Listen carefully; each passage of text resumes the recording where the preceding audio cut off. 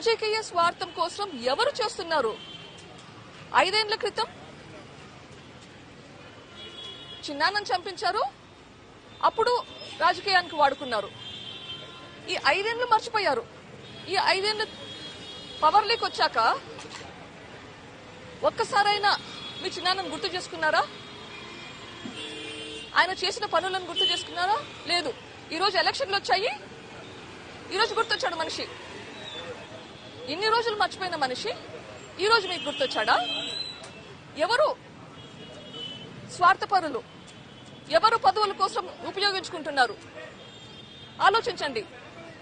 Elections వచ్చాయి, elections లో ఓట్లు పడాలని చెప్పి సానుభూతి కోసం మళ్ళీ ట్రై చేస్తున్నాడు.